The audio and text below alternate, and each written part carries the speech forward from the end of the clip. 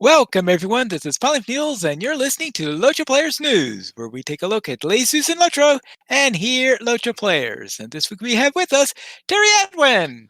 Hi. Sanswinda. Hello. Querendus. Hello, everyone. Calabathian. Numbers also go up, Pine. And Krister. Hello. Hello, everyone. And this week we are going to be having a little quest pack review. But before that, we are going to head into our game news, where we've had an update 30.0.1. And in that, it fixed an issue where the new proc essences could be deactivated if a player disconnected while defeated. Also adjusted the names and flavor text for description of several cosmetic and housing item rewards in Blood of Azog.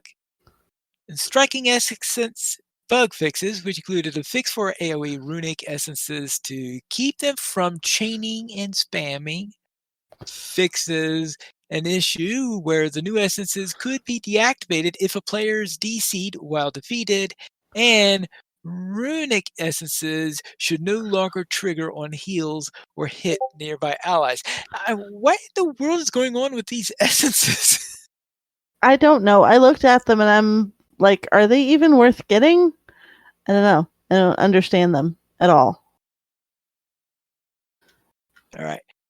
Then let's head into quests and adventure areas, where in the Falls of Khazad-dûm, Durin's Bane encounter, fix an issue where Shadow Zone's effect may not apply if two zones are overlapping. Shadow Zone's damage effect now has a cap of 3. Chasing Shadows and Chasing Darkness are now attackable but undefeatable.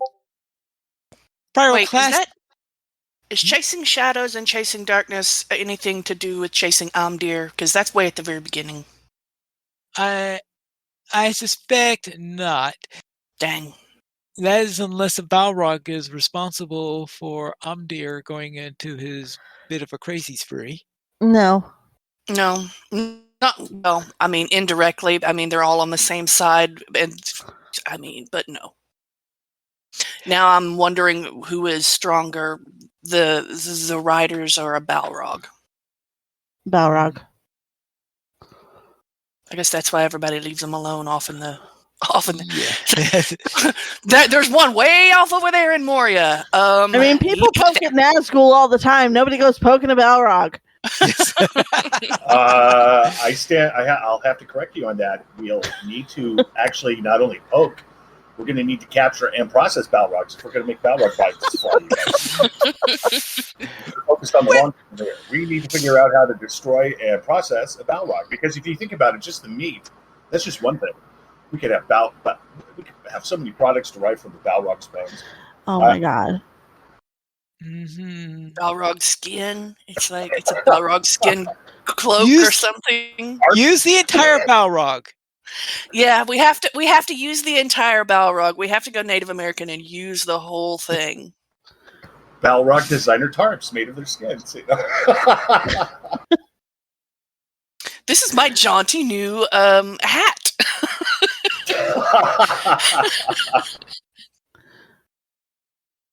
Pyroclastic flow now ticks every 2 seconds instead of 3. Increased explosive lines warning time by 1 second. Increase the effect radius of Apocalypse Cleave. Durin's Bane will now enrage if he is too near the bridge of Khazad-dûm, allowing access to the Annihilation skill. Wait, that's how we can get Balrogs. Boom. Krister, we just got to get them to Moria and near the bridge of Khazad-dûm. Then they just kind of freak out, and we can get them. We need a portable bridge of Khazad-dûm, where we can just take it, set it up, have it execute. It just has a net, a convenient Balrog-proof net. Like a bouncy castle? Like a bouncy castle? Hey, The the bouncy bridge bridge is is portable now, isn't it? Because That's true. right, it's broken off. You just excavate the part that's down at the bottom in there, and you have a portable bridge of Khazad-dûm. I like having a bouncy bridge of Khazad-dûm. A bouncy bridge cause. I think we've seen our future. A Balrog-based theme park for children. With a bouncy castle in it. A bouncy I love the concept Moria. of the bouncy bridge of Khazad-dûm. That's just fantastic. Right. It's the newest Yep. attraction at Christerwick's. Building flames will now apply to the second threat target, regardless of if they have mark of challenge or not. The effect radius of Apocalypse Cleave has been increased. Tier 4 of the Fall of Khazad-dûm raid is now expected to open on noon GMT on June 24th, with Tier 5 on July 8th. Let me double check. Actually, that is... I was kind of hoping that it would be July 4th for Tier 5. That way, when you beat it, you get like some little fireworks going in the air, and it's like, hooray! Actually, since that was posted, they pushed it back again. It is now going to be July 1st for Tier 4 and July 15th for Tier 5. That was probably because they found a little issue and they want to be able to correct that issue before they opening up Tier 4 and 5, most likely for that. They're missing a grand opportunity for fireworks. More than they have at the Midsummer Festival. I'm just saying. Oh, well. Sorry about that. Well, opening up Tier 4 on Canada Day is... I don't know if they have fireworks on Canada Day. The Leading the Charge and Original Challenge Deeds would now be available through, it says August 18th on the release notes, but I believe that has been pushed back again, yes, to August 26th. So, yes, even the release notes are a little bit old on what they were saying on that. For Amdan Damu, the Bloody Threshold, the Chest of the Beasts, tiers 1 through 5 from Amdan Damu, the Bloody Threshold, is again named correctly. Raid Revive, Fall of Khazad-dûm, and Amdan Damu, the Bloody Threshold, fix an issue where the Raid Revive counter display caused it to appear to be capped at 3 instead of the correctly capped of 5. And the no revives available effect will now clear properly when the fight ends. For Tales of Yore, Azanul Bazaar, Quest, Deadly Rain in Cloudy Head Pass, Orc respawn time has been increased from 30 to 35 seconds to 120 to 180 seconds. Yeah, should have been. Yeah, orcs have also been spaced out more into smaller groups. So it was not operating as intended. Glad to know my doubts were correct. Well, either that or their intention was very misguided and they were reminded of how misguided they were. Now, if only we could find that stupid courier better. Maybe not quite as well as that one orc messenger, though, that now has 5 of him in the Lone Lands. Well, yeah, it started out as being tough, and then gradually they kept on making it easier to find that messenger. I would be okay if there were 5 of that courier spaced out through the lands, because then I might actually be able to find him. The trouble is that courier comes with 2 other friends in tow. That's fine. That is not a problem.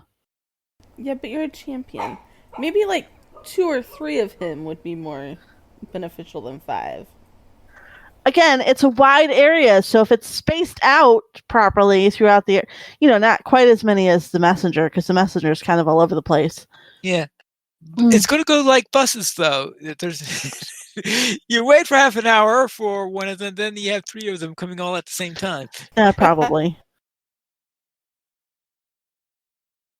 NPC Thromer. Thromer's appearance is now properly consistent through all of his roles in quests. And NPC Gory Stone Setter. Gory no longer improperly spins to greet you at Amdan. Missions! Enemies at the East Gate. Orcish Gate no longer is slightly offset correctly. Mission: securing the Red Horn. A few bonus level 60 Moria orcs no longer make a surprise appearance at the end of the mission. Now, I didn't see any of those at the end of the mission, though I did see some at the beginning of the mission, where if you look on the other side of the Red Horn Pass, I was noticing that some of them were spawned in there. And I had to be careful then because I was running that mission on a level 45 character, I believe. Oops. So yes, I stayed away from those guys and just went on to the proper side of the mission where you could face proper level characters in there. Mission: Trouble at the High Crag. NPC dwarves now properly wield weapons. And mission: Claws of Gabelshother. NPC dwarves now properly wield weapons. I don't want to ask what they were using before. Were they improperly wielding weapons, or were they Yeah, you're not wielding supposed to grab weapons? it by the handle, not by the blade. Sorry, I'm thinking of all the knife training I got in Girl Scouts or something. Uh-huh. I Yeah. got knife training in Girl Scouts. Man, I missed out. Then again, this is me we're talking about. I don't think anyone wanted to give me knife training, period, end of statement. That could be dangerous. That would have changed my entire, it's like become a teacher? Oh, heck no. It's assassination all the way. Wow. I think I just would have wanted to cut some steaks or something. But that's a Yeah, much worse compulsion. cutting rope for the tent. Oh, no. This is why they wouldn't want me anywhere near a knife, because they would have been like, okay, cut the ropes for the tents. And I would have been like, something's getting cut, because I have a temper. I never would have guessed. Fixed gloss and glow issues on several housing floor surfaces. Fixed stuck spots in Minas Morgul. Fixed floating stairs in Erebor. Fixed stuck spot in Elderslade. Refined region impassability in parts of the wastes. The Dimrildale no longer has an errant restricted area to teleport you away. Thank goodness on that. And an errant stable master has been removed from Ozanul Bazaar. There was a rogue stable master somewhere in Alzano Bazaar? It said errant. Yeah, it says an errant stable master was in Ozanul Bazaar. Now, are No errant idea what stable masters like knights errant? No, that just means they're unlicensed. He didn't get his licensing sorted out. So technically, he was offering illegal pony rides. And what was even worse, this particular stable dude, he was using goats from Moria. And so I think we can all understand the inherent danger of any path walked by any goat from Moria. We're pretty much dead. Yeah, that makes sense. Oh, everyone knows that in Ozanul Bazaar you're supposed to be using pigs, aren't you? Exactly. That's why he got called out. Sober ones, no doubt. I totally thought that we were still in Moria with the Balrog, and I'm like, so the Balrog was getting pony rides? What was going on? I mean, Oh no, the Balrog would be like a Boeing 747. I mean, that'd be the lap of luxury in terms of travel. You could have an entire Ken house on its back. Yes. Balrog melts for the win. Wonder. Who And needs a as- Dragok mount? And that's- I like that. As for skills, they fix a couple of tooltips with motivating speech and striking essence. Also, the note that there is going to be another update that's expected early next week. They were hoping to have the update on Thursday this week, but that's when they discovered the issue that says, okay, we are not going to have the update for that time. That's introducing the new servers, isn't it? It's going to have several things. One of them is to introduce the new servers and And the landscape difficulty. Right, the new servers, the landscape difficulty, and probably those getting ready for tiers 4 and 5, probably the last tweaks for those. Now, one of the things that was noted is that the new servers, they are going to be, actually, let's go into the next. Let's put this into the proper space, because the next item I have is that there will be 2 new servers, Shadowfax and Treebeard, which will arrive on June 30th. They will announce the exact time in which they will be, in which will open. At the time of it, it's probably noonish or something like this. But of course, if there are restarts or anything like that going on in there, it'll probably affect how things are happening in there. But that is June 30th for the 2 new servers on there. This is, as noted already, is going to have the landscape difficulty in there. Shadowfax is going to be slower for XP earning, and Treebeard is going to be faster for... No, the other way around. Shadowfax would be faster, and was Treebeard about would be slower. to say, yeah. show us the meaning of haste. Yes, I'm pretty sure that Treebeard will not show you the meaning of haste. So, I've heard that they walk at a great pace. So, perhaps there could be a room for a speed boost to players' walking speed on both. Or running speed.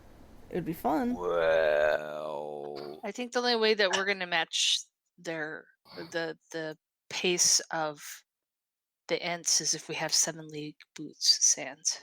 Oh, fair. So this is going to have the landscape difficulty where you could set your difficulty anywhere from the default, which is normal, and they have hard, then you have... What was I thinking? Yeah. So then once you get to deadly, then it goes deadly to deadly +6. And deadly +6 is... I'm so rolling a champion and then running it deadly +6. You guys know I am. Yes, I'm pretty sure you are. It's deadly +6 is intended for two categories of people, or maybe 3 categories. One of them are for groups of people that are finding that their fellowship is just steamrolling through the entire landscape. So let's pump things up a little difficulty so that our group could be able to have some challenge on the landscape. The second one are those people who really want to go into special challenges just to do it. For example, those who have Twitch channels and like to do Twitch streams just for giggles of seeing what happens if I go into trying to solo the deadly +6. And then, of course, you have those ones. Let's see what it takes to kill my champion. Yes. I'm waiting for the ending permadeath champion, because that's going to last like 30 seconds. Yeah. Note that if you want to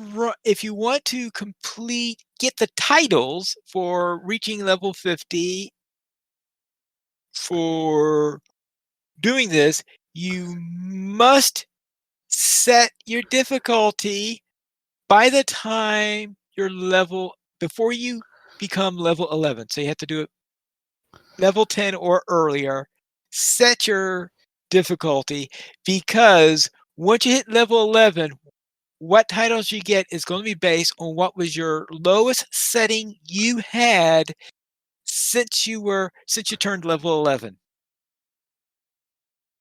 Now, if you decide what you chose was too hard and you want to tone it down a little bit, that's fine, because that means you're saying you want to give up on that title. There are titles for being hard or higher, or for being deadly or higher. I'm going to have to actually stream that, roll a character, be like, let's see what happens when I run this champion through septuple death. Yes. All right. I have a feeling I'm not going to attempt deadly or anything like this.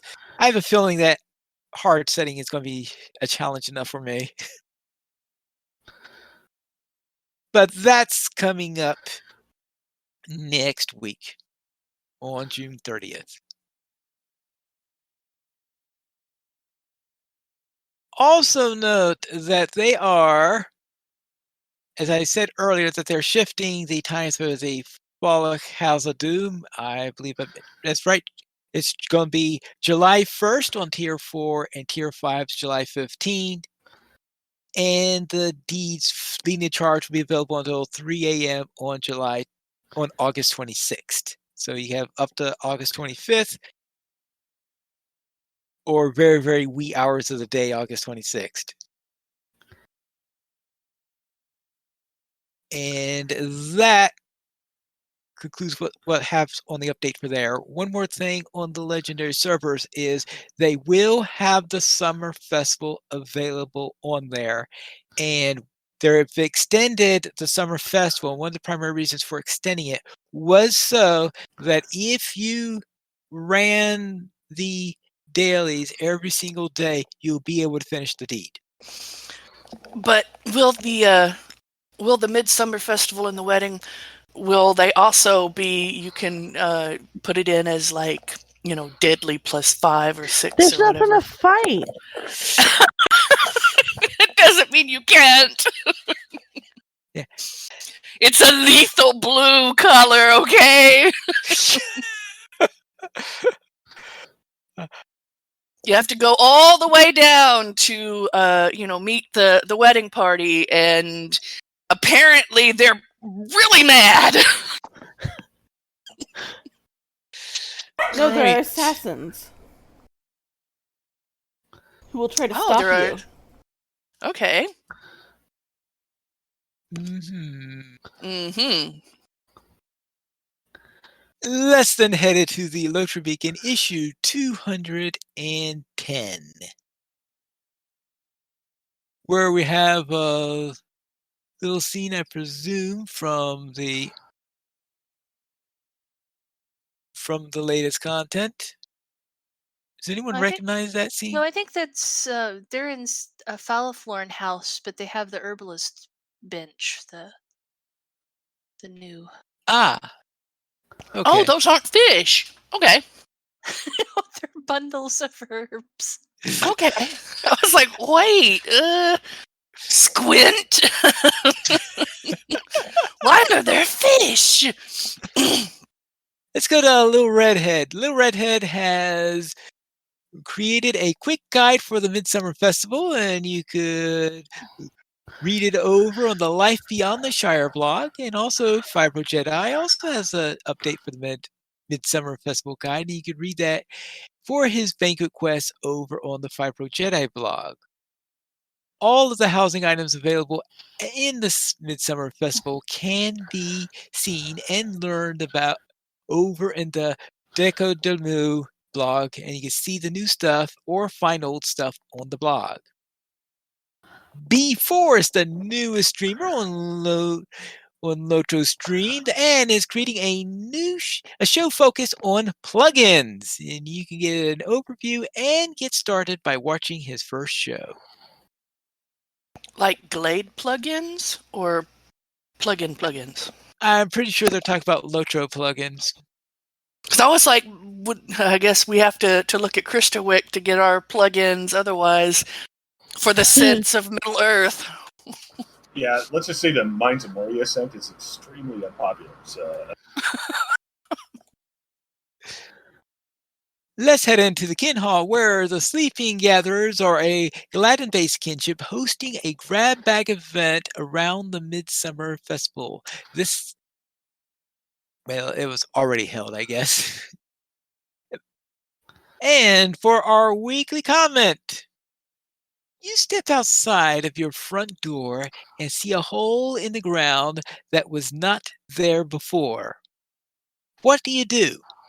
Jump! Wonder why I logged in on my Hobbit Berg by accident and walked out of the Kin Hall. take pictures so that I can make sure the apartment complex knows that I did not do this, and I can get back my Your car that's in the bottom of the sinkhole? Yeah. It's like, No, are we no. in California? I'm assuming this is a character that like stepped outside. But yeah, and totally just jump. Maybe plug my nose first, but jump. Oh, if it's a character, then it depends on the house, because yeah, I've got one that is like Californ's Elfie house over like in the pretty areas and stuff, and it's like he would walk out and be like, "What happened to my lawn? Who did this?" And then probably find out and find someone to actually fill it in and everything. But Morkendeer, he'd be mad. He's like, I did not move all the way into Rohan up on this hill just to have someone come and put a hole out here it's a mysterious hole. If you think I'm jumping in it, you're crazy, first of all, because I know what happens. Just been digging to settle in with him. Yeah, it's like, what's going on? Nobody specified how big this hole was. I hope it's big enough my hobbit can jump into it and it goes somewhere cool.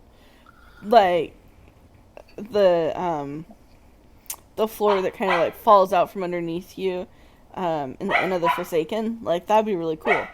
But it might actually be a tiny hole that I just happened to notice, which would be less cool. Oh yeah, if that's the case, then it would be like, oh, I see that must be like a spider or a cicada has come out this summer, come out of the ground. Yes, there'll be. Yes, around where I live, there are plenty of cicada holes in the ground. Happy 13th birthday, whoever you were. But actually, as Terry said, the ones in our local area are 17th birthdays. But yes, I guess in some parts of the country they are 13s. Yeah, it's like 11, 13, or 17, something like that. Yeah, prime numbers. Yeah. How do they know? How do they know? It's amazing. How did they know they're prime numbers? That's mathematics, my child. But if you're asking how do the cicadas know, Mary Rose Morning Song had said that she panicked that shrews were finding her pies to eat. Oh, yes. I was wondering, maybe the contractors finally came to dig that well I asked. Well, one thing's for sure, if I actually see the hole, I'm not falling into it. Yeah, I mean, it could be a pit trap laid out, and you walk outside your door, and I mean, you're immediately down there. You don't even know what happened. You're just like, why am I falling? Yeah, but you don't see those holes. I know. It's like literally you open the door and you like. So I mean, if you see it ahead of time, then that's one thing. But if they're smart, they dig the hole right in front of your door, so that you never even see it. You just step out and you're gone. Right.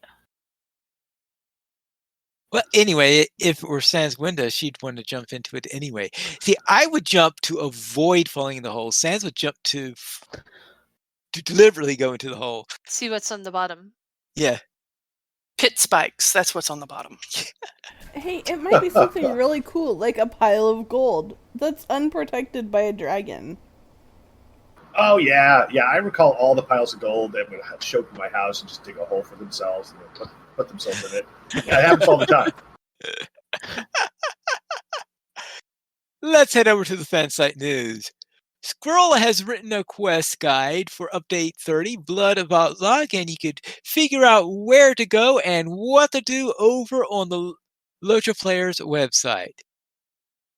And Dota heads to Rivendell, watch this German language YouTube video, and check out his new video short as well while you're there. LOTRO Stream is your first stop to find LOTRO on Twitch. This week, Lady Faye runs By the Book, Michael DK2 runs Far and Wide, and Red Baron runs Midsummer. And also running. It's like a also on marathon. Twitch, Adil Valathorn celebrates 500 followers, Zogog leaves Moria, and Stine gets stuff done.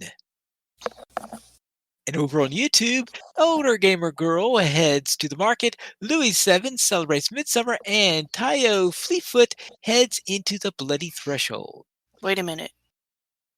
Elder Gamer Girl is heading to the market. Is this like the little piggy that went to the market? Because that isn't like the little piggy went shopping. Now I'm worried. Someone needs to do a wellness check. Thank you. Because if she went to the market, then this may not be a good thing.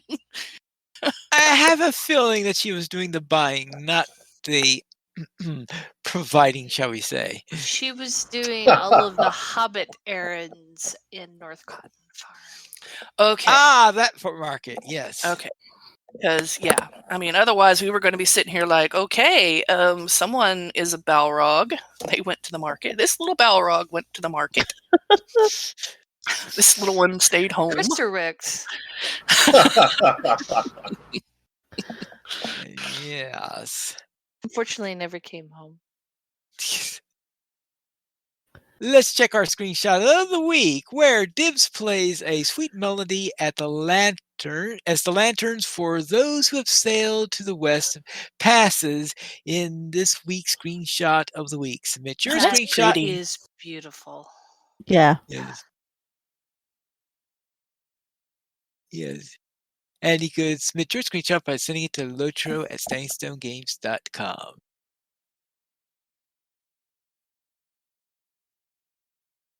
And that's it for our beacon this week. So let's head to our store sales. Terry Adwin, what's on sale this week? Well, we got double bonus points back in the store. You can get twice the bonus points now through July 5th. And they call it Follow in Frodo's Footsteps. So you get 20% off quest packs, 100% XP boost, Mithril coins, and max morale and power scrolls through July 1st. And then our weekly coupon gets you a free 10% run speed boost times 5 with coupon code SPEEDALONG now through July 1st for people who don't carry pocket hunters.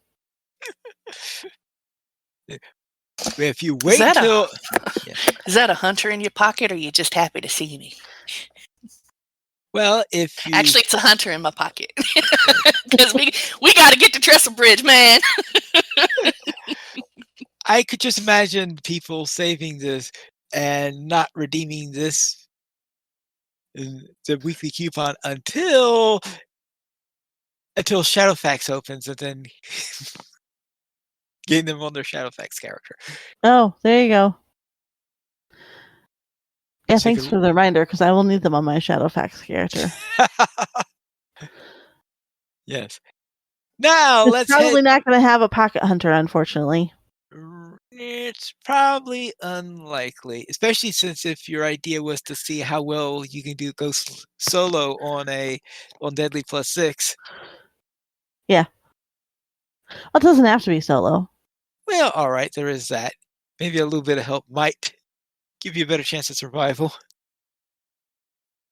Actually, I'm really curious to see, because they've talked about the difficulty is just for you. So I'm curious to see what happens if you get a group together where everybody's on different difficulties. Yeah, that's always it's supposed to be possible, but I'm not really sure what's actually supposed to happen when you do stuff like that. So I will be on Deadly Plus 6, but people who are not on Deadly Plus 6 are welcome to come by and help. Yes, that does. It'll be nice to see how well they manage to do that. I know it's something that's possible because I know some other games have done things of that sort in the past. Yeah, but LOTRO is not run like any of those other games. Right, yeah, that's right. Yeah, but a lot of those other games that do it, of course, are more recent games, which is why they were able to do it. Because their engine was built for things like that in mind. Not necessarily, but were recent enough that they could do things like that. Now let's head into our site news where, as we mentioned during the weekend, Squirrel has written a quest guide for Update 30 with a talk about the starting quest line, the main camp, the road to Zerazigel, the East Camps and Bad Country, chapters 2 and 3, and heading to Moria, finishing up Loot and Repeatables and the Raid. And he's put circles over just about all the locations in there,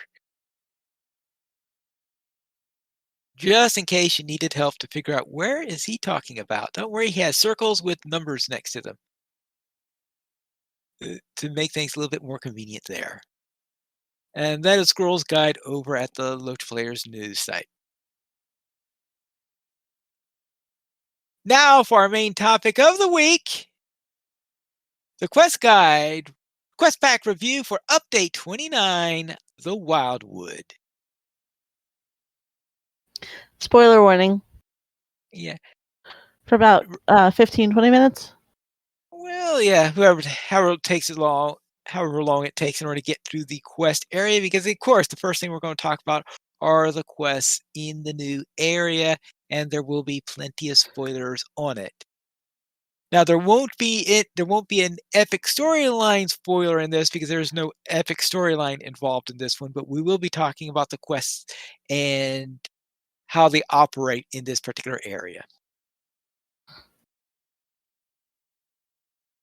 So let's head into the Wildwood Quests, which seem to be divided into two main groups, the ones that are based in Trestlebridge and the ones that are based in Trader's Wharf, each of them with their own rep faction. I know, what else is new? And on one side, you rebuild Trestlebridge, and on the other side, you do quests. It only took how many years for us to rebuild Trestlebridge? Yeah. Does that mean that we could have a thing like this at Adso's camp sometime in the future? I will arch it. Oh, Yeah, arch and it, yes, that one too. yes. That one too. Well, I mean, Yes. they technically did sneak in when they'd polished everything up for the legendaries. They did sneak in a little bit of advancement on that, and the site over by Ceridan's cabin also got some beams raised. It's been very slow and subtle. Yes. What are they doing out at these places? It's like, what? They're union. They don't have to do. Well, Is that what you're saying is happening with Wildwood? Is that we don't have unions out here? Is that what it is? Or is it that the two competing unions, factions, so yeah, are the two we're- factions we get are actually unions, and now we're we've actually got it picking straightened line out? breakers, trying to help them. Oh dear. Kidding. anyway, yes. So we have I two would have factions. said that they were union and they're actually competing on which one is the better union, so they're actually doing work.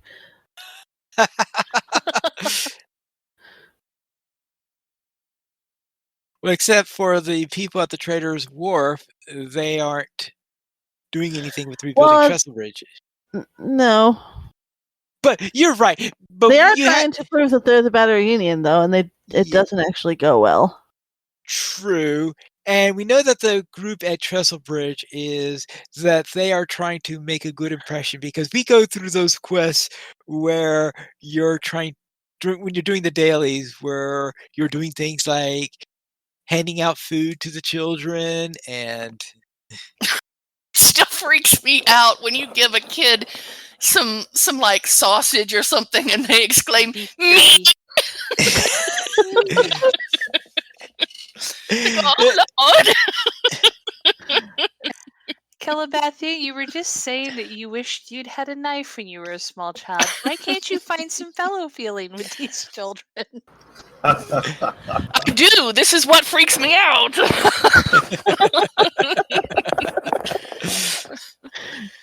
I am thoroughly the one that would be yelling meat. And I know what I was like as a child, so yeah.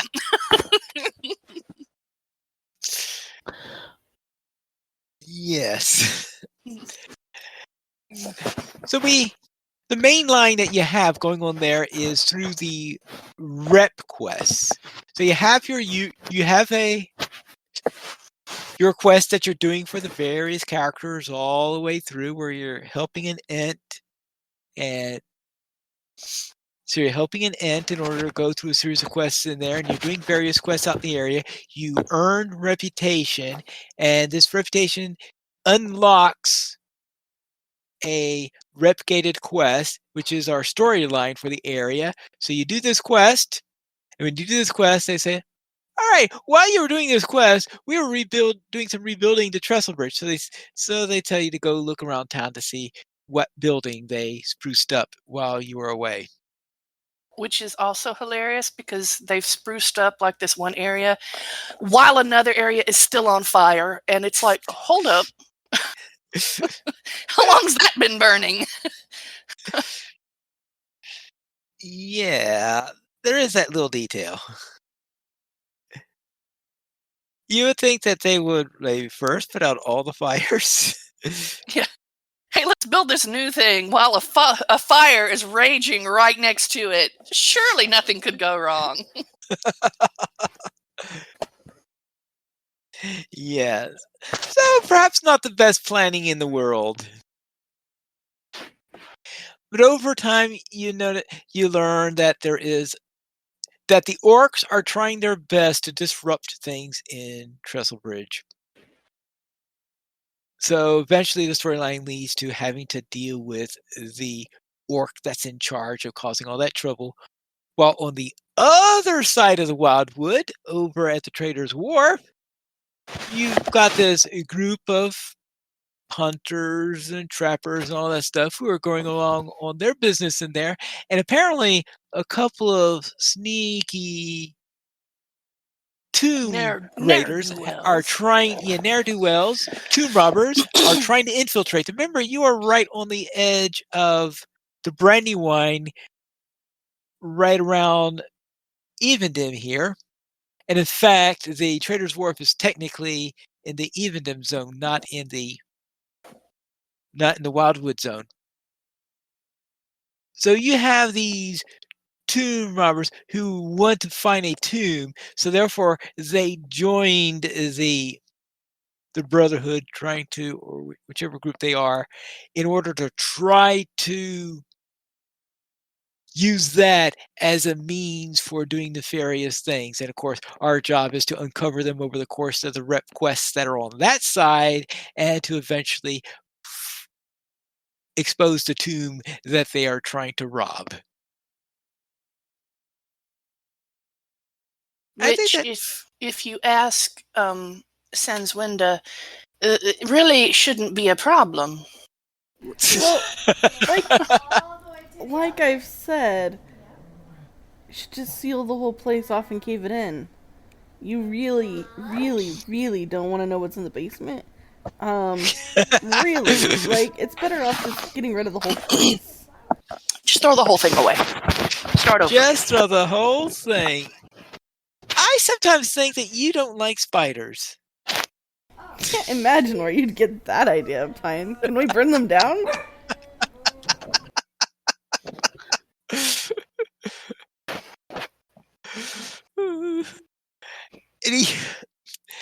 Anyone have any thoughts about the quests? Had any favorite quests or anything like that? I have a least favorite. It involves giant spiders.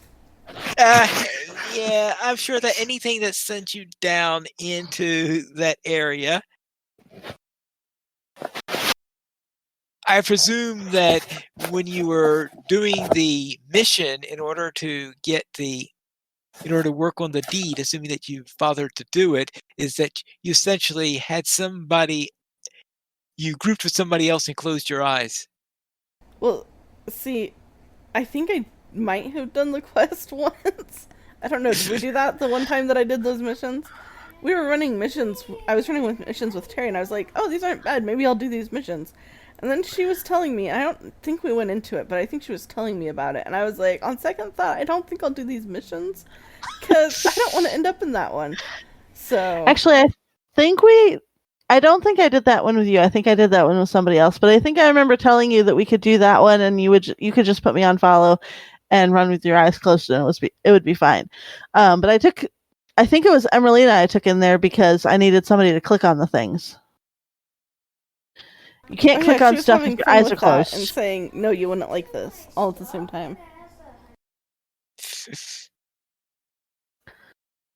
It's counterproductive to have somebody in the mission who's supposed to click on things when they can't see the things they're supposed to click on because their eyes are closed. It's a minor little detail.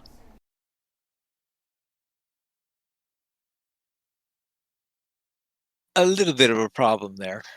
Just a small problem. I did it once more, just for the deed, and I'm not going back. I hate that place. I got turned around, and I'm usually pretty good about directions. I hate it.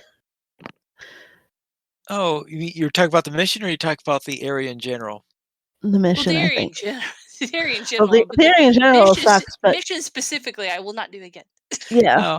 Yeah, I don't think I had any trouble with finding my way around in that one. I got lost twice. I think I only did it about 3 or 4 times. I didn't do it very much. I try to stay away from the longer missions. I prefer to do the short ones. And especially for Wildwood, there are way shorter missions to do. Yeah, like the one with the giant. Yes. That's my favorite. Yeah, you go, 10 seconds later, giant is dead. Big boom, I'm done. Actually, the first time I did it, I actually killed him so fast that he was dead before his ads came out. I was like, okay, he's dead. Oh, wait, why am I still in combat?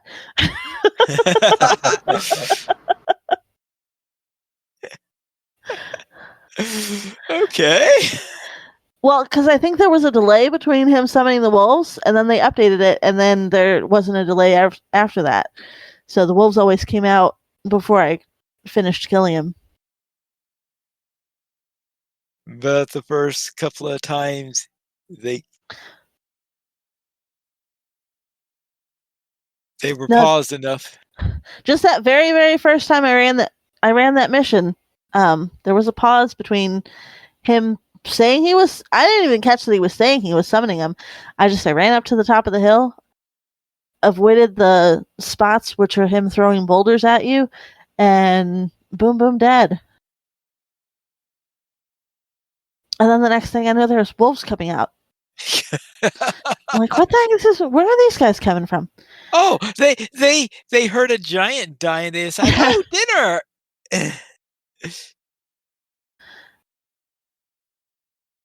That's always a possibility. Anyone else have any quests that they find the favorite? I really liked the quest with the cart and the horse or the pony stomper, I think. Oh, yes. That was a lot of fun. And the area introduces us to a new snack. When you finish that quest line, you get a recipe for frog legs, garlic fried frog legs. True. Oh yeah, I completely forgot about that. I made them for us. That doesn't necessarily mean that I'll remember them. Like they were right in the it was right in the level range for the characters that were running through the area, so I made them for that group of characters. We should all have them. I made sure everybody got some garlic fried frog legs. Says my character. I think my favorite one would have to be the basically the series of, I guess it would be kind of more of a series, but I guess the overall questing that you had to do to actually go find particular like creatures, like the stag and all of that.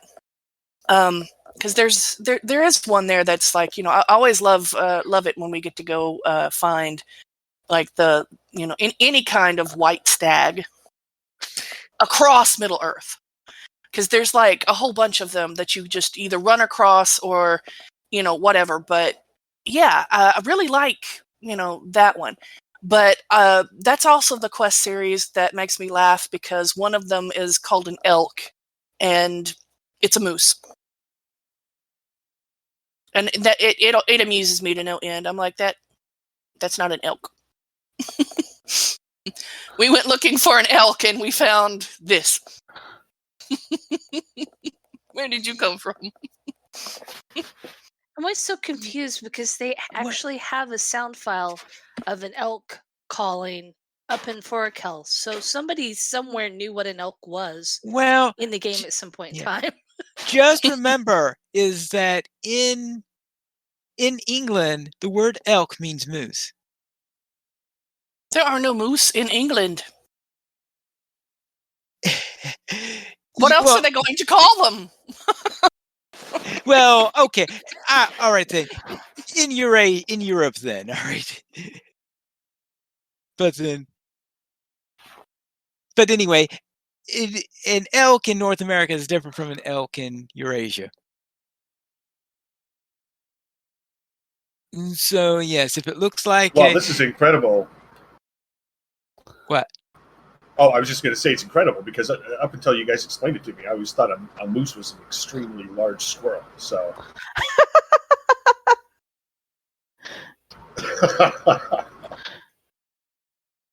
There's one. I'll be quiet now. Sorry. Did you have a favorite quest, Krister? I didn't because I haven't done them yet. So I was hoping I could avoid comment, but now that I can bring my shit out in public. Jeez, calling him out.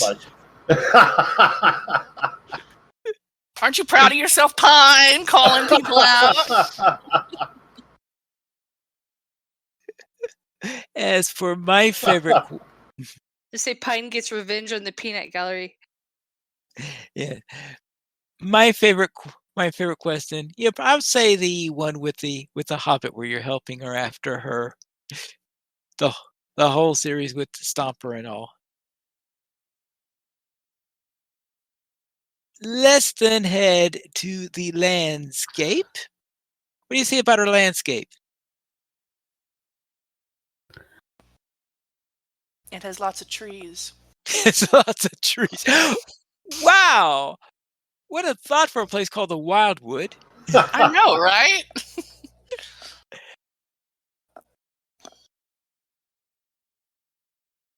I liked the landscape. I got lost there, following the road, and accidentally went to Bree. But, for wandering we were following through, her when she did it. Yep. They were following me, and they didn't correct it. Nope, because we had no idea where we were going either. No, but for wandering through, it was very traversable.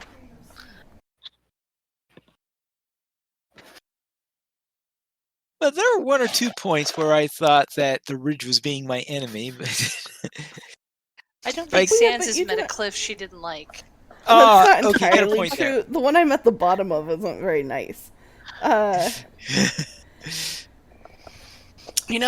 honestly believe that one of these days, Sans, you're going to meet a man and get married, and if his name is not Cliff, I'm going to be highly disappointed.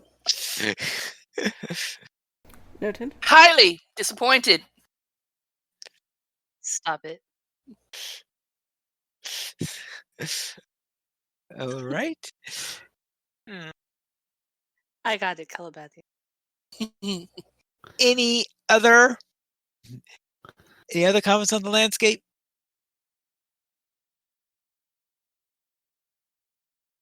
It's a relatively small area compared to some of the other zones that we've had in there recently because 4 or 3 Peaks was fairly large, and this is of course smaller too, but of course it's a smaller update and it wasn't at level cap, and they're trying to fit this between Trestle Bridge and the Brandywine River. There's only so large you can make it. It's a nice landscape, and like they said, it's easily traversable. unless you're like, me and kind of like Sans and, easily lost. And then it's, then anything would not be necessarily easily traversable. It's just, where can we go next? It's always a surprise. So, Yeah. so I take this back a little bit. It's easily traversable coming from the wharf. Yes, okay. Yes, and I think it's that brings us into the next area, the mobs. And I think I know what your least favorite mob is going to be. The spiders. My second least favorite is the murderous vegetation. Yeah, the murderous vegetation is what I was thinking, but of course for you it would be the spiders. Yes, those murderous vegetations are not my favorite. I really don't have a problem with the spiders, but then again, I'm not really terrified of them. My second big problem is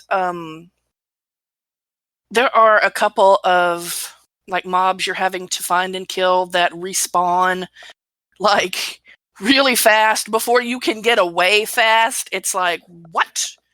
Can we back that up maybe like 2 or 3 seconds so I can actually be out of the way before they respawn and attack me again? Yeah, but other than that, yeah.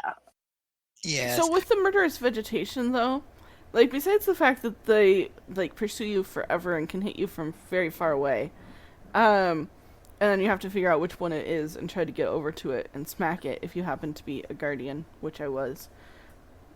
But the other part of this is that you can pick up the quests.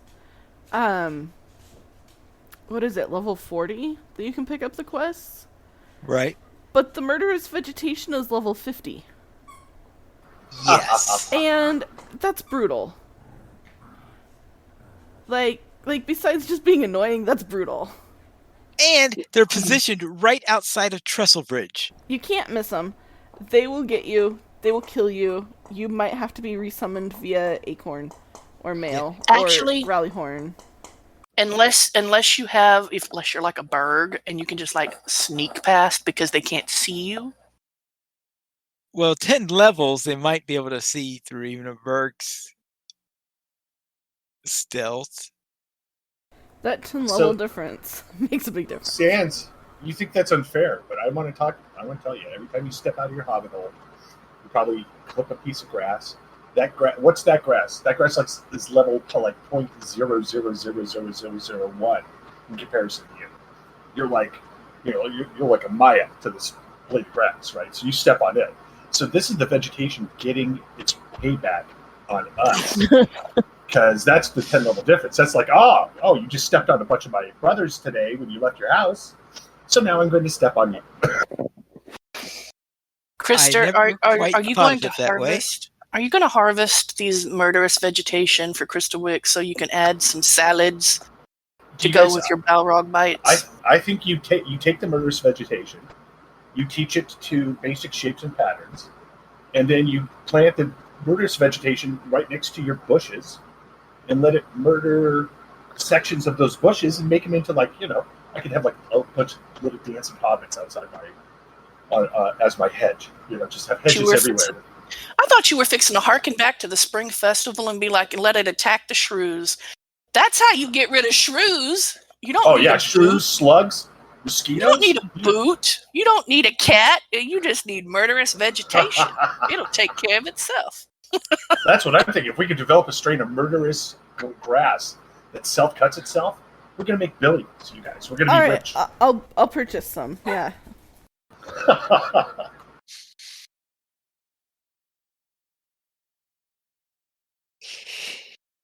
Yes, that's... Now, actually, there are 2 ways I know of to avoid the murderous vegetation. One of them is to get to the Trader's Wharf first and always go through that way. But when you're first starting out, you don't have the ports ready. So that's a non-trivial it's actually thing. Not bad to get to the Trader's Wharf, though. Because you can swim down the Brandywine just like you would if you're doing the Pirate Day Fest thing. Okay, I guess you could do that. Or you could walk, or you could ride your horse.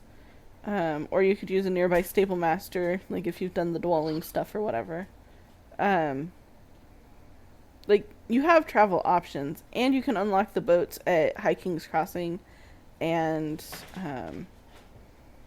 Brandywine if you really want to go over there, or Buckland. But then you can unlock the Trader's Wharf one. And so then anytime you need to get there, you can just go to one of your houses, go to Tinadir, or go to Mickledelving or Bree or someplace. Go to Tinadir and take a boat. And it's pretty fast. She has it all laid out.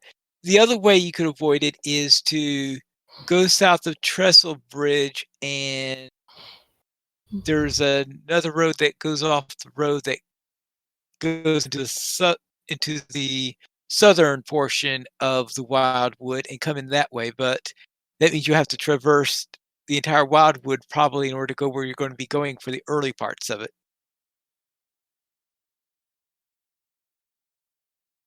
But it's annoying.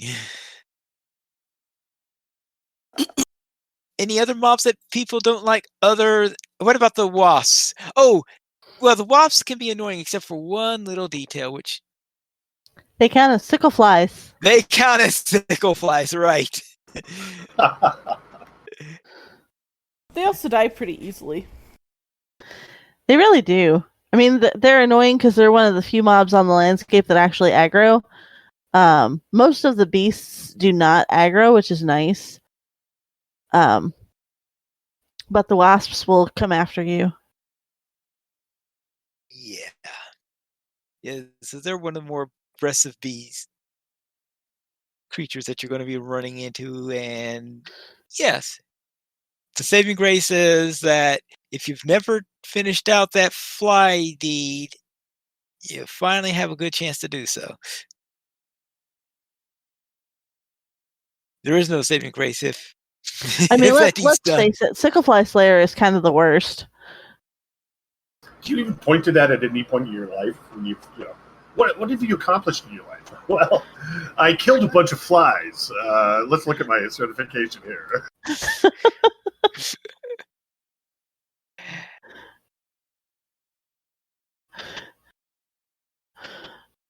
Right? You work for Orkin or something?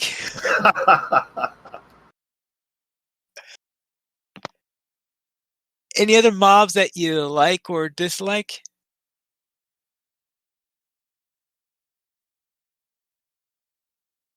I'm surprised at how little Sans likes spiders, because she doesn't ever seem to consider their taste. I don't think she wants I to don't eat eat them. spiders.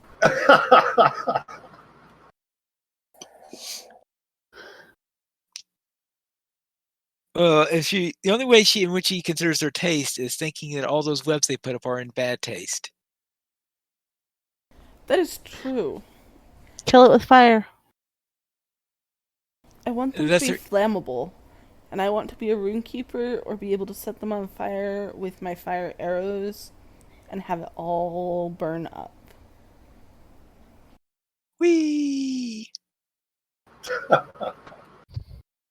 Then, anything else someone wishes to add relating to the Wildwood?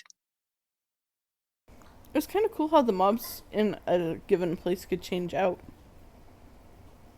And sometimes be one type of mob and sometimes another. So like you might have half-orcs one day or you might have bandits the next time you go through. I hadn't noticed that. Yeah, I didn't notice it either. Yeah.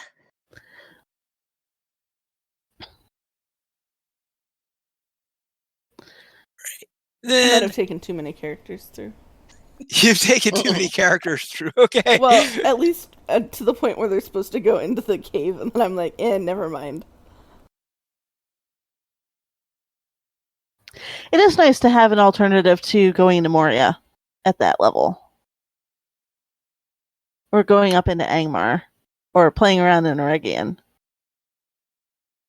It's much prettier than Angmar. Anything's definitely prettier than prettier. Angmar. I mean, it's definitely It's also prettier way than prettier than Moria, Angmar. I don't know. Moria has some very pretty spots in it.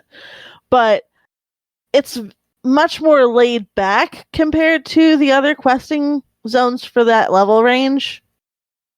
Like Like everywhere else, there's this real sense of urgency that you need to get this stuff done. Even the landscape quests, the NPCs are like, "Oh, the situation is dire. We must do this right now." And you really don't have that sense of urgency in the Wildwood. I mean, it's if you could maybe just get around to this at some point. There's no sense of urgency anywhere. It's like, you must do this. It's dire. Time is of the essence. And then you have 942 billion side quests that you have to do before you can get to it. It makes no sense. Well, then you get to the Wildwood, and it's like, could I just possibly trouble you? If it's not too big a deal, if you're going to be doing this anyway, could you maybe just take a look? I think the one thing that didn't actually make very much sense, besides the fact that they wanted to make the spider cave safer for people to walk into, like, why would you do that? But besides that, it takes four whetstones to sharpen 4 axes, and I find this highly disturbing. Well, math in the game is not ever really something to talk about because there's that whole thing with the goblin pots from War of Three Peaks. Like, I Very remember how many true. we collected. What do you mean this is what we're setting? Wait, what? No. Right? Yeah.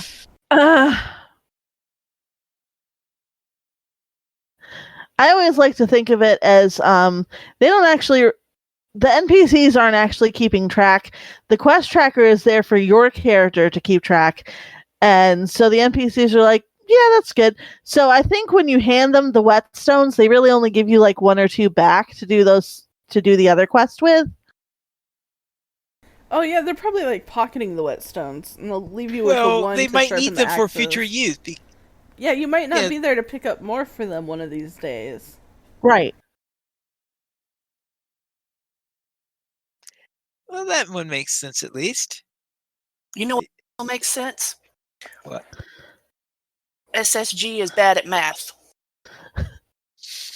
For being, I don't know, programmers, you would think it would be different, but they have a sense of math in this game, kind of like my sense of math, which is to say, I can count and add and subtract, but let's not go too much farther than that because it gets real scary real fast. Well, I guess it's not really a math Yeah, problem. Calabathian. They did have 4 and 4. And 4 does equal 4, so, In my experience, the people that can calculate the people that can do all that super advanced math can't do simple addition and subtraction. Quantum physics? Sure. 2 plus 2? No idea. Well, Yeah, I had a friend that couldn't do addition and subtraction very well, but he once calculated the size of a person based on the width or the height of their toenail. Oh, God. So yeah, those are the things that I can't participate in. But when it comes to 2 plus 3, I'm right there. It's obviously 7.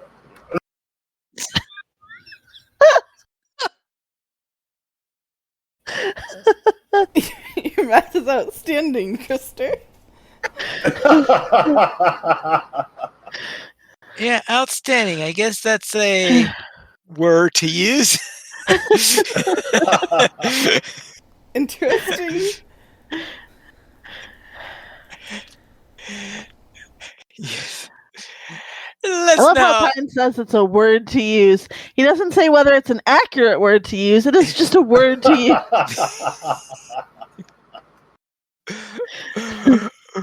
Well, something. The closest Pine Leaf comes to saying, "You do you, boo." I mean, some words have alternate definitions that it might fit into one of those definitions, even though it's not the most likely one that one would use in that context. Well, you might also be able to add like an ly and another modifier to that too.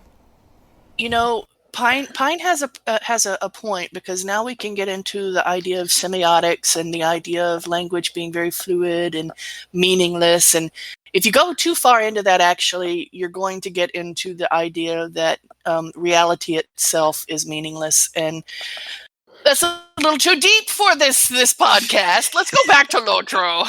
Let's go back to LOTRO then. And how about let's give some ratings for this particular item in here. Senswinda, do you have a rating of it? A grade? Above ground, as long as you don't start in Trestlebridge, I'll give it a good A. A minus if you start at level 40 in Trestlebridge, you'll have a rough time. But you can probably learn from that and go somewhere else. I give the intelligence of the people who want to make the spider cave an F. They might make the spider cave safer an F. But the overall design of the area I think was awesome. Good quests. If you start at even if you start at level 40 at the docks, you can progress through it without a problem because you'll be high enough level to deal with the murderous vegetation when you get there. And it was an interesting story. There was a little bit of seeing through a mountain that I didn't quite track with at the very end. But it was pretty awesome. So, yeah, I'll give it an A. I wrote down A minus for you due to the vegetation. The murderous vegetation and the presence of a spider cave do kind of bring that down a little bit. So, Yeah. that seems accurate. A minus. All right. How about Terry Edwin? I'll give it a solid A. I enjoyed the landscape. I enjoyed the quests. I didn't really have a problem with the mobs aside. I mean, the murderous vegetation was annoying, but it didn't really detract from it for me because I was running as a hunter, so I could pew things from a distance, which made it easier to not have to run down and figure out which plant was trying to murder me. I could just wait for it to hit me, and then I could shoot it back. And then I actually took Terry through the landscape quests also. And I loved doing it as a high-level character because at that point you're basically invulnerable because the murderous vegetation isn't murderous. It's just, lovely bits of landscape that are waving hi to you as you pass by. Oh, look, we need to mow the lawn.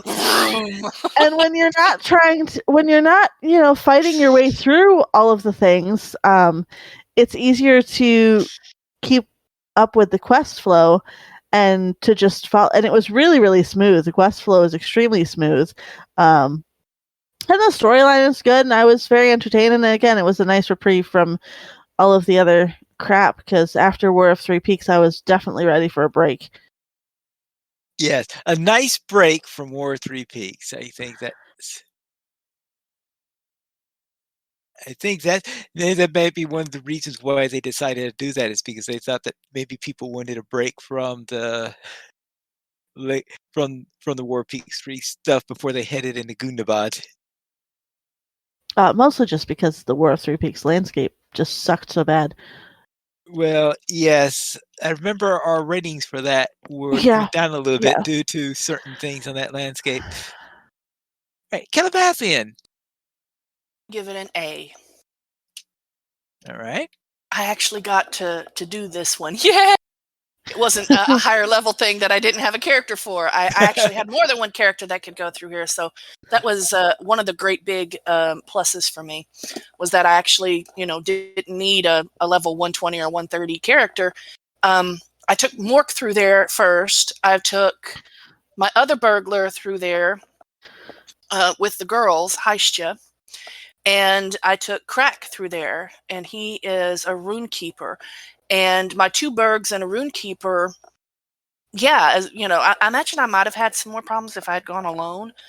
But with the groups and everything, I didn't have problems. And despite some of the little irritations that cropped up, like the very first time going through, we had to try to find where the wolf cubs were, and it was like, where are they? Oh, yeah, they are hidden. But other than that, it was actually really fun, and I enjoyed going through there. So cool. Definitely an A. And then how about Guarendus? Solid A. I love having leveled many lower level alts. I love that there is an option where you don't have to try to make your way all the way up to Forkel and back over to Angmar. I mean, they're kind of relatively close together there. You can even dim up to Angmar, back and forth. You don't have to go quite as far traveling. It feels like anyway, but I love the zone. I love the landscape. For once, I am with Sanswinda on not liking the spider area. I've tolerated most of them, and even Lingris was kind of fun to go plowing through and killing everything with my bow and arrow. Don't like that cave. That's the only thing that I would say is I don't like that cave. And then I shall also give it an A.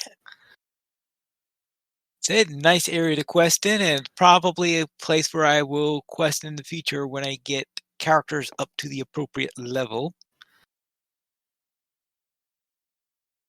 Perhaps see something I can remember to do assuming I get a character up to that level on one of the 2 new servers, if I... Oh, I can't wait to do it on Deadly plus 6. Deadly vegetation is really deadly. It's septuple death vegetation. Wait a minute, Vines. I said, wait a minute. What's killing me? Alright. Now, Krister, I decided not to ask you because I think you said that you did not do the area, right? I did not do it, but I feel like I would have enjoyed it as well. Yeah. Krista was Possible busy exception beating of the his head spiders. over and over again against Remmerkant. Ah, all right. Where is that? Speaking of spiders, He was going after Yeah. he was Isn't going that after called the mother of them all. Isn't Psychosis doing the same thing over and over again, expecting a different result? So yeah, maybe I should stop doing that.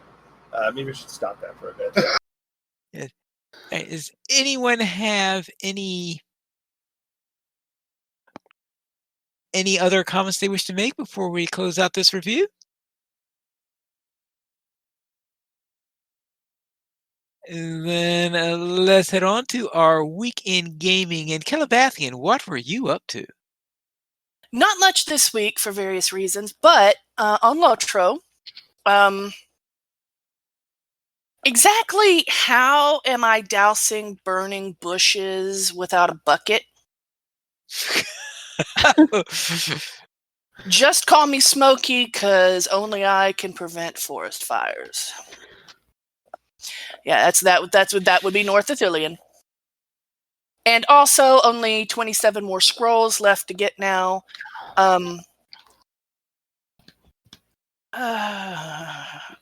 Listen, can you hear it? It's the sound of my brain grinding. And no, I'm not getting the Herbalist horse right now. I checked, I looked, I went, I'm gonna die to get these last 27 scrolls. We'll come back later. And on Star Wars, finally, I have been gone for like a couple of weeks, but finally, Malachi Quinn is mine. Romantically, he's all like, ee! Okay, and now if only I could get him to say those 3 little words. Those 3 little words I long to hear. And Please it go has away. nothing Pay to me do now. with the word. But yeah, no. We finally got. I finally got him forward enough into the quest. Does she know Terry? Quests and storyline. Yeah, she does. Okay. That Quinn and my character, my female Sith warrior character, finally admitted that there's an attraction there, and I'm like, because he's like one of my favorites, and I literally did go. It took me until like 5 a.m. that morning to get to that point, as Terry can attest, because she woke up to the message, that finally. But Yeah, it happened. I'm happy about it. Yes, I do know what happens next at some point in there, but I have faith that everything will be all right. Anyway. But that's really everything from my week in gaming. Because I think tomorrow is actually girls, isn't it? Or was that last Sunday? If No, it's tomorrow will be girls. Tomorrow's girls. Tomorrow's girls. Okay. That's why I didn't have anything to put for girls from this past week, is because we didn't have girls. But yes, Gorindus, how about you? How was your week? Well, in Middle-earth, I'm ready for the Festival of the White Lady. My kin is having their Pride Parade through Bree tomorrow at noon server on Landerval. Got my outfit picked out, got my horse picked out, ready to go. I do need to do more festivaling because I still need more instruments. Need, quote unquote, more instruments. The new ones are pretty, but I definitely haven't got enough tokens yet for all of them. I do have both of the permanent skills for the fireworks though, and they're both really pretty, so I like those very well. In ESO, my Khajiit took a dark turn since the last time I've been here. Not only was she working on the Thieves Guild, I decided that if I'm going to be pickpocketing and being polite and getting rid of the mobs after a while, if you've pickpocketed them a few times, they don't have anything, so you usually want to remove them from the playing field so that they respawn for other players. I went and joined the Dark Brotherhood, and that's a whole thing. That is a whole thing. Yes, hail Sithis, I guess. I'm trying to decide if my Nightblade has been as bad this week, because the weekly endeavor was to do 400,000 damage in Cyrodiil. And after Mid-Year Mayhem started on Thursday, we popped a scroll of Pelinil, and that gives you like extra, like, was it like double the alliance points and experience. And Sans and I went to Cyrodiil to see if we could get the weekly taken care of, and discovered that it's really, really, really fun to just lob a few fiery ballistas or trebuchet into an encampment. Like one of the resource encampments, not the actual main keeps. Because I'd get one shot. I did get one shot at one point in time. Of course, that's because I used the ballista, and we didn't know if it would work or not, and dropped it in the middle of a bunch of players that were fighting each other, and they all turned around. A couple of them turned around and came after us. Whoops! Yes, I'm trying to decide if the 400,000 damage from fire that the Nightblade did in a couple of shots is as bad as what my Khajiit has been doing for the Dark Brotherhood. Still haven't decided yet. Also, companions are interesting. I finally went and got companions on several of my characters, and took some through dungeons last night. I didn't think I was gonna like Bastion, because my main, I usually like to sneak around and steal things, but I really like his demeanor. Mary's kind of a hard sell on some things, although I did take her sneaking about in Central earlier today, and she called me a master thief at one point in time while I was robbing things from the palace. We won't talk about that. Anyway, I did discover something interesting in my Stamplar this week, though. Before I got the companion, you will, when you get to higher levels, when you're 5160, you'll be on the landscape, and all of a sudden, friends.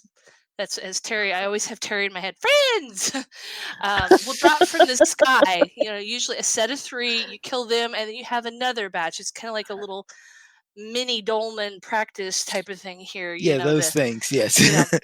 My Stamplar can take care of that by herself, and I'm very chuffed to discover that she was out collecting crafting surveys, and was like, friends, and I'm kind of like, what the heck? I'll give it a try, and I did it, and then I repeated the experiment just to make sure I hadn't messed up. Yeah, And, I Yeah, I was assuming that those things were designed for a single person. Well, I was chicken before. Okay. I'm pine leaf cautious when it comes to some things in ESO. So yeah, No, it's a social challenge. distancing, please. Well, I mean, the only other time I've seen them drop, it was on my Nightblade. I'm like, nope, I'm just gonna keep going, sneaking off to get this crafting survey. But I switched to doing them on my Stamplar, and yeah, that was fun. Krister, what do you have for us this week? Oh, all kinds of terrible things. No, our kin started doing the Fall of Khazad Dûm, and we actually got in with a couple guys that had done it before. It showed me we're in a position as a tank, and we've been able to do it successfully. So it's the gear drops, the titles, everything out of that raid is looking really good too. So we're very pretty excited about it, but it's been kind of quiet. I don't know if it's been quiet for you guys in LOTRO as well, but a lot of our kin mates are off doing other things right now. So hoping that we can get some full kin rates going on this. And if you guys ever want to do it, of course, let me know. So we can put together something, and I can actually show up for it. That would be nice too. That would be another thing. Krister, I don't even have an LI that could work in a raid, and you want me to go raiding with you? You know what? You just keep going. Just keep going. See, Calabathian, you don't understand the people that we raid with. There's a certain subsection of people that are effectively, if you bring them along, you are fighting one person short. So we're used to carrying somebody through a raid, quote unquote. So. All right, and so I was excited about a couple things. Krister Wicks. Is it a store? Is it a town? Is it a city? Is it an insane concept driven by a moron? All of the above. But what I was excited and what I wanted to show you guys was that we are making traction slowly but surely. And I'm excited to announce that we actually got an ad on paper. I'll show you the ad. Which paper? It's the Captain's Herald. I don't know what the circulation is on this one. I think the circulation is 3, if I'm not mistaken.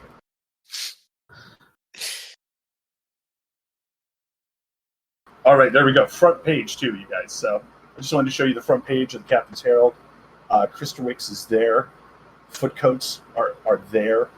We are going to make a lot of money. Okay, so we got we've got that advertisement. Now the other thing, of course, is that since we talked about that jar of pickled Balrog, Balrogs have just become part of my life now. So the other thing that I was thinking about when I was doing that original Balrog fight was a Balrog Mascot, and I was thinking of Big Al the Balrog because I thought that had a nice flow to it.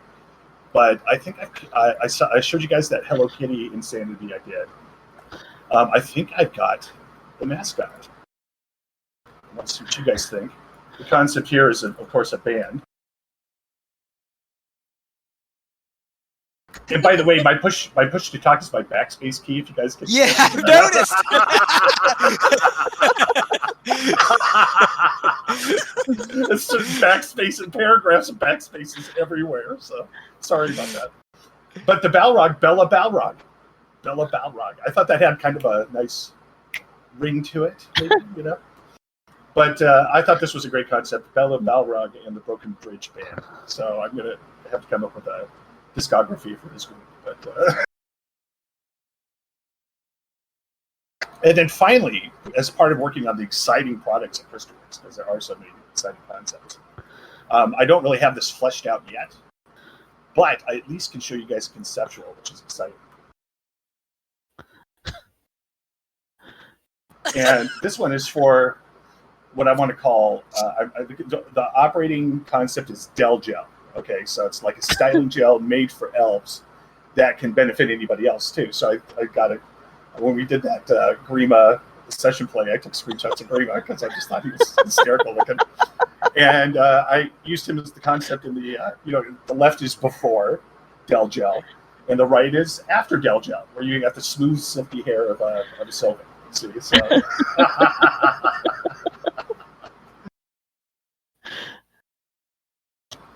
All right, so that's So I think I've annoyed you guys enough. So Clearly, Sans, what have that you is been up to? another use for goose.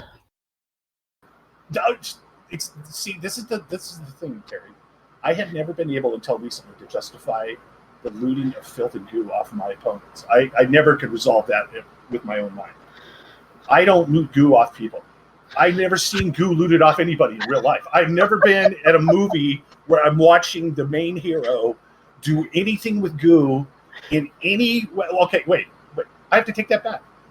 Ghostbusters. Okay, Ghostbusters is the only time goo, heroes have been playing with goo. Okay, that's the maybe the Blob too.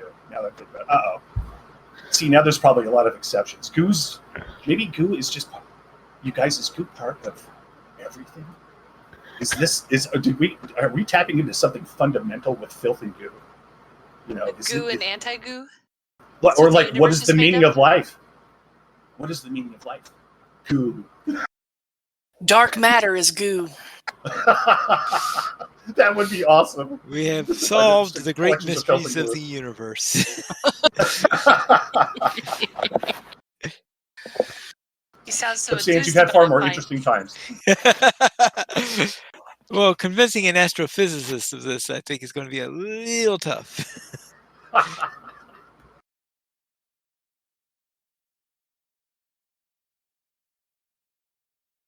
And that was pretty much it for me. So, Sans, what do you got going on? Something with spiders. Hopefully not. This week I ran some festival quests and really enjoyed the ambiance of Minas Tirith in Midsummer. Kind of just took it slow and wandered around a little bit, enjoying all the decor.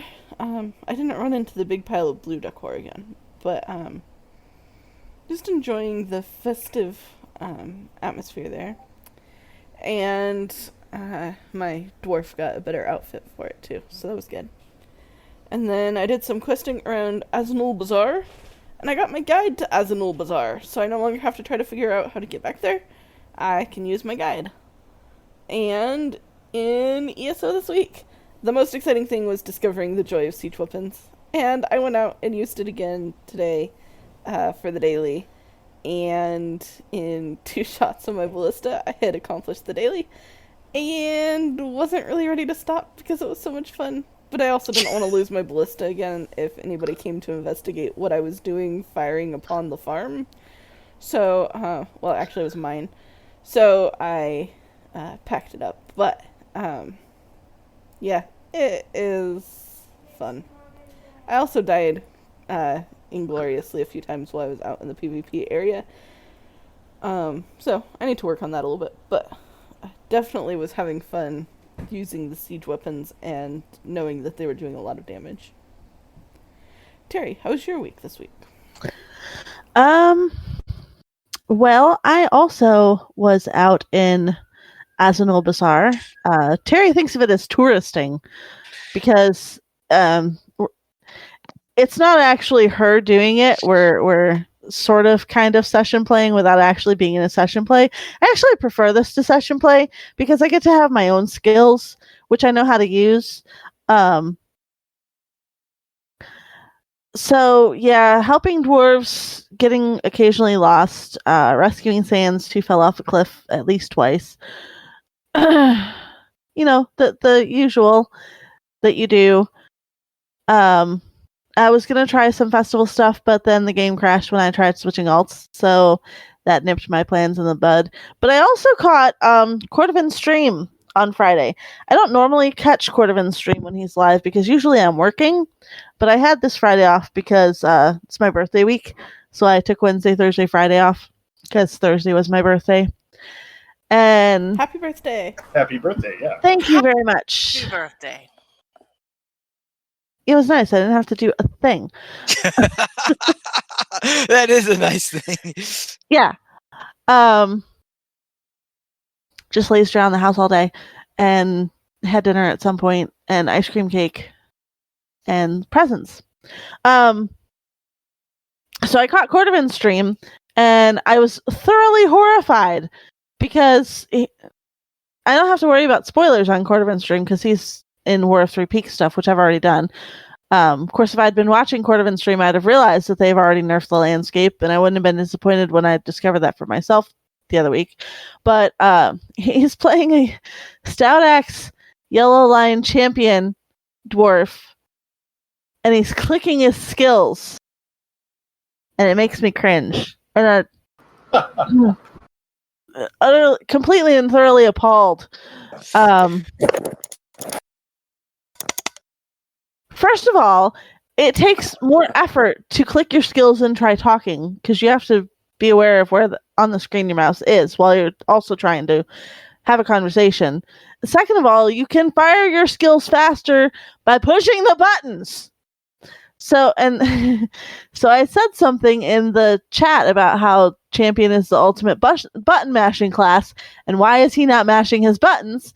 And the new streamer that they mentioned in the beacon, that B4 person, who's actually a really, really long string of random characters and letters, helpfully mansplained that it's so good that LOTRO lets people play in ways that, however, is fun for them. And I was good, and I didn't bite his head off. But man, I wanted to, because no, that is not actually correct. There are certain classes where, yes, it's fine to not button mash your skills.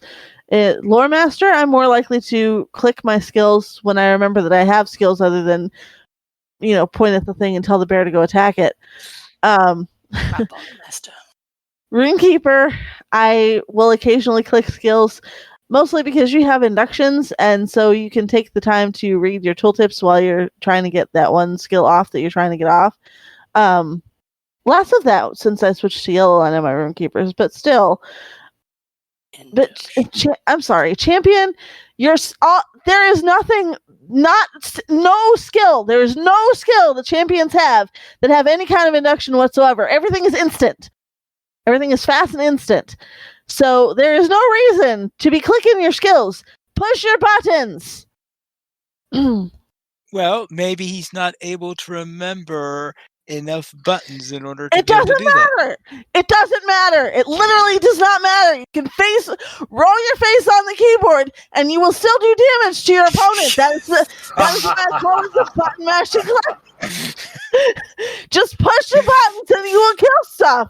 I promise that's how it works. Sounds like someone pushed your buttons. Oh, they totally did. Yes, Terry Adwin was telling me that she once watched one of my videos where I was playing a champion, and she just disavowed any desire to look at that. I made it through like 3 or 4 hours. It's painful to watch. It just causes me all kinds of anxiety. Going, why are you not just pushing your buttons? Just like okay, so I have a skill rotation only because I've trained my fingers for muscle memory for certain skills, but you literally do not need any kind of rotation because every single one of your skills is going to do damage. That's the whole point of your class. I sometimes think that she could be a bit emphatic. Just a little bit. Well, when it comes to this particular subject, I am actually really emphatic always. And I've had this argument with people before that I'm sorry, any champion pushing buttons is going to be faster than anybody clicking their skills 100% of the time. Wait, so you're saying that if we really want to hear Terry yell, we need a yellow champion wearing yellow clicking skills? Yes. But somehow that champion has to also be a Bjorn. But honestly, it made me realize why I stopped watching streamers, to be perfectly honest. Because not just for Cordovan's gameplay. I mean, that's him and he can do him. But the fact that the response in chat was, well, it's great that we can do things our own way. And it's like, no, that is not the response that I wanted to hear. But Mary mentions that she does 1 to 2 keys with her left hand and the rest is mouse clicking, but that's because she does spreadsheets all day long and there's no way that her hands can handle 8 hours plus playtime hours, doing all keyboard strokes. Her hands are just really, really tired. Yeah, I can use half my keyboard and half I click. So, like, one half I'll use the keyboard for, and the other half I'll use my mouse for. Because otherwise my hands don't work with it either, so. Well, it's funny, too, because LOTRO is actually... I realized this as I've been playing other games. LOTRO is the only game that I move with the keyboard. I don't actually move with the mouse. Because you can set your camera to follow you, to do the tilting and whatnot that you need to do as you're moving around on elevated slopes and stuff. So you basically just set your camera at the right angle that you need and leave it. And I have no reason whatsoever to use the mouse other than like turning in quests. It's the only time I need the mouse cursor. So I actually have both hands on the keyboard almost always as I play LOTRO, which I don't for any other game, so it's a little strange. But yeah, that was my big takeaway for this week in LOTRO. In Star Wars, my Jedi Consular has made it off of Coruscant alongside Kilbathian's Jedi Knight. We just decided that the Coruscant story is probably it really probably is the worst leg for both of those classes. I would actually posit that the Coruscant storyline is the worst leg for all of the classes, except the smuggler one actually isn't that bad. And then also our Sith characters started their Chapter 2 storylines, and we poked around on Terrace and on Quash because it's odd that so Chapter 2 is 3 planets, and for the Empire it's Terrace, Quash, and Hoth. And it's kind of strange because you go to Quash a couple times. You always land there in the middle between Terrace and Hoth, but you don't really stay there. And some classes will end up going back to Quash, and some you kind of really don't. You get there once, and it's a one and done type of thing. It's in this weird spot where you don't have to spend a lot of time on the planet, so they trick you because in order to take the shuttle to Quash, you have to take the starter quest for the planet to get like this shot, because apparently the atmosphere is toxic. And they're like, hey, yeah, don't worry, that you can get it. And this is only a temporary fix, but you can get it re-upped while you're down there, which thankfully you don't actually have to do because I would imagine at one time you actually had to stay on top of where your buff was and actually go get it re-upped, which is not the case anymore.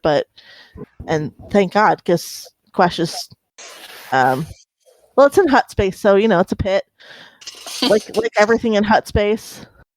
The 3 planets in hut space are Quash and Hutta and Nar Shaddaa, and all of them are.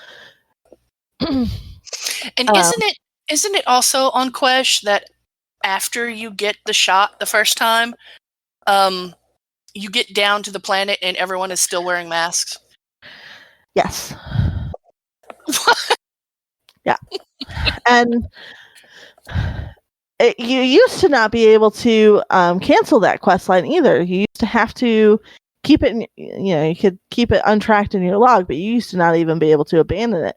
Now at least you can abandon it, so it's not taking up quest log space. But yeah, it used to be really super annoying, so you had to do at least that first leg of the quest story, I guess, to make people stay on the planet, because really the character story doesn't give you much of any reason to stay on the planet, because you check in and then you're gone again. And then it was starting to get late, and we had finished on Quash, and of course the next step up for both classes is Hoth. And Hoth makes up for the fact that Terrace and Quash especially are relatively short, because Hoth is a monster of a planet. And I know,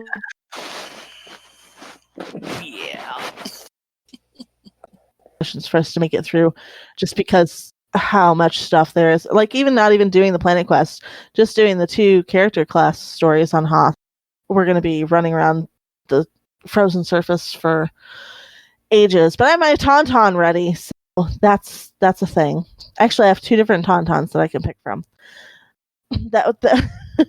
The first time I got a character on Hoth, I was like, okay, first things first, I need a Tauntaun. Because, you can obviously the game doesn't care what mount you're riding, but I cared what mount I was riding, and I wasn't riding my little speeder bike that I had gotten in the Flashpoint. That they don't even drop that speeder bike anymore in the Flashpoint, but you can still buy it. It's the candy corn one. Yes, the candy corn.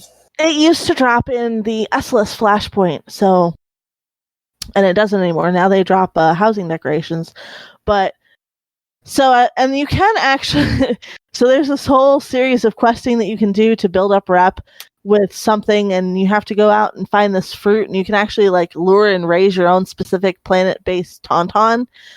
And I said I don't have time for that, so I bought one off the cartel market. Actually, I bought off the auction house. Somebody Can you else had still bought do it. that? Yeah, I'm I've never done it because it's a grind and a half to do it, but yes, because I actually looked it up at one point to see what kind of grind I was looking at, and it's like, well, it's not as bad as the LI grind anymore. It's actually not as bad as the LI grind was before the LI grind became worse, but it's still way more effort than I want to put into getting a tauntaun when I can just buy one off the auction house. And then actually my other tauntaun was a Twitch Prime thing. It was a Twitch Prime reward, and it's a Umbaran. It's purple, so I'm pretty sure that's the one that my Inquisitor is going to be using. Because all her Sans, do you stuff have is... on one of your tauntauns? Do you have a bumper sticker that says "My other tauntaun is"? It's actually really funny because I'm pretty sure it was Sans who I got a tauntaun for, because when we were questing together on Star Wars, we made it to Hoth, and I was like, okay, now you need a tauntaun. So I like pooled all of my credits together so that I could buy one for her off of the trade market. Because trade market, you can actually... Star Wars has a thing where you can auction off stuff that you buy off the cartel market for credits. So you can turn your cartel money into credits. You just have to wait 24 hours for it to not be bound to your account. And the prices can vary from halfway reasonable to super outrageous. And I don't think I've actually spent all that much on the tauntaun. Oh, good. Okay. And thank you, because I still use that tauntaun. Well, it's the difference between I can pay real money to buy coins to use in the store, or I can spend money that I haven't actually spent spent in-game earned money on something that somebody else threw cash at. So, Now, Tara, do you feel it's appropriate to ride your tauntaun anywhere else besides Hoth? Yeah, Ilum is the other frozen world. Yep, that makes sense. The two frozen worlds, Ilum and Hoth, are the two places that you break out the tauntaun. Actually, even more in Star Wars character stuff, I bought a bantha to ride on Tatooine now. Yeah, out of curiosity, are there any worlds in the game that are more general in their layout but have polar regions where a tauntaun would be usable? Maybe, but you don't go to the polar regions. Oh, you don't go to polar regions. Okay, that was sort of what my question was. Okay. I mean, I think Alderaan probably has... Well, Alderaan does have some like snowy areas. It's got mountains. Yeah, and so does Belsavis. Belsavis has some snowier areas too. Yeah, but I mean, tauntaun is really for frozen, like deep freeze type weather. Snowball planets. Yeah, snowball planets, which is Hoth and Ilum. And then also Star Wars, I got my bounty hunter caught up to where Calabathian's agent is in the story.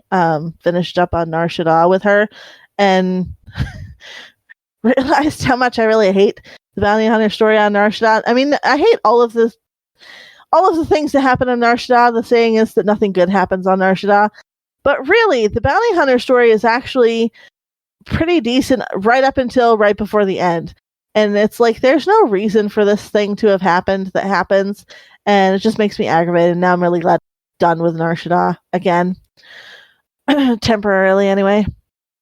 And The other thing I've been doing is I'm still mildly obsessed with digging out all of the things on Craft the World since the most recent update, and I'm now in the underground world phase.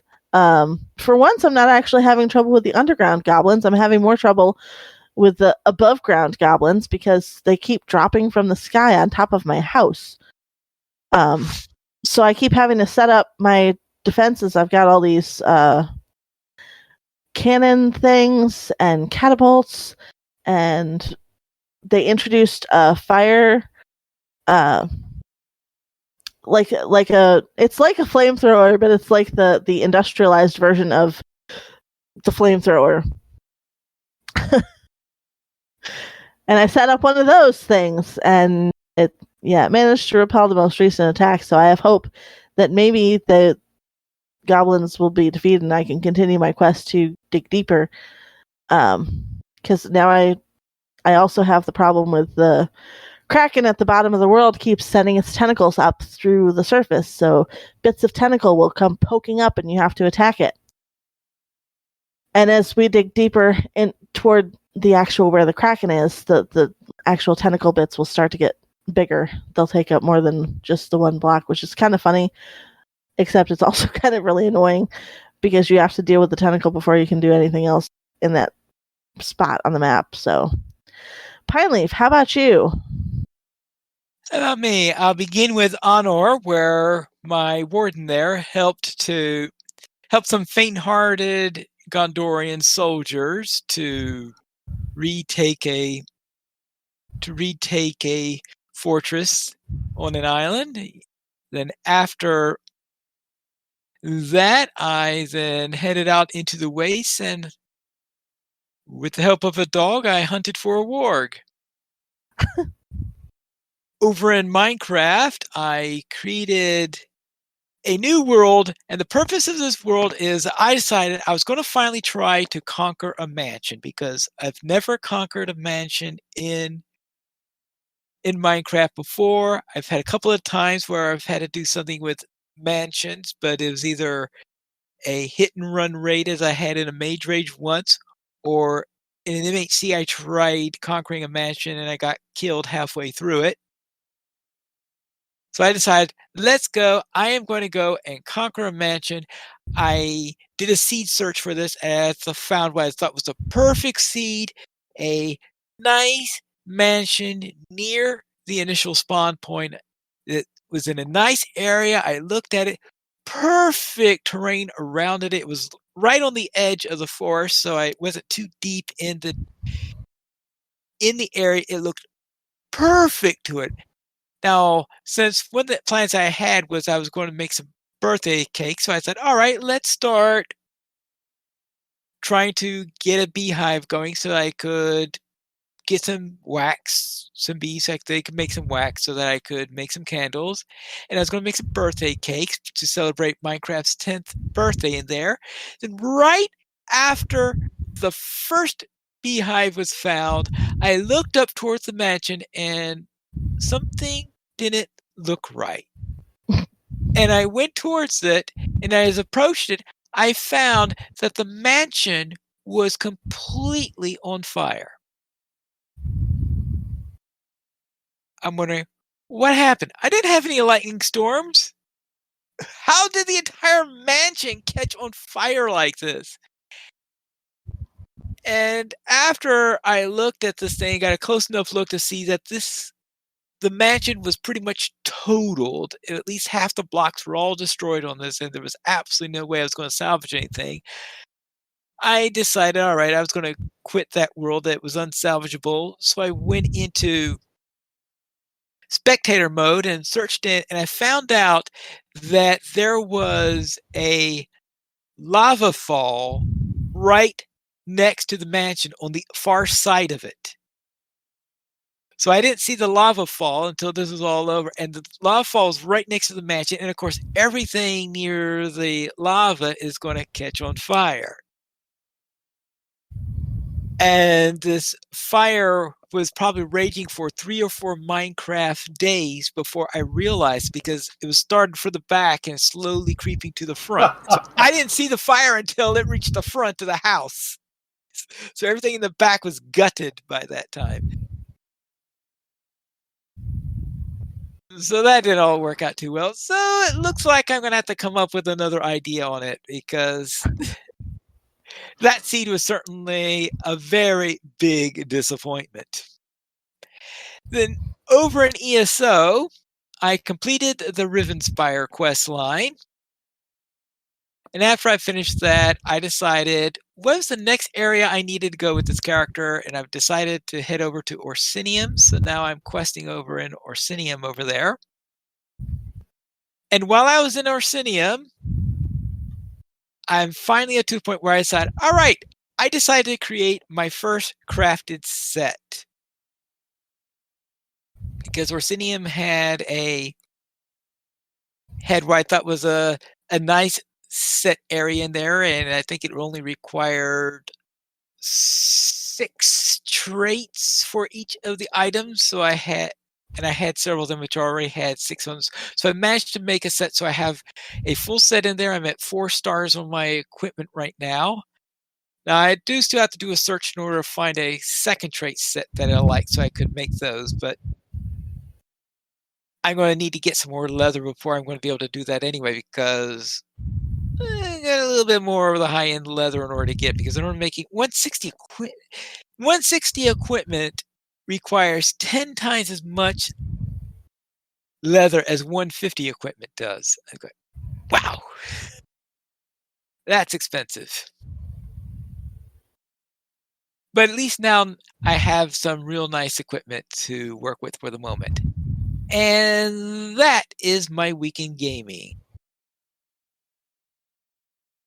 So, in news beyond LOTRO, Darren Loremaster has another tribute song. This is called Here and Taken, which is to the tune of Mortals by Wario. And this is obviously about Huron and talking about his time in there.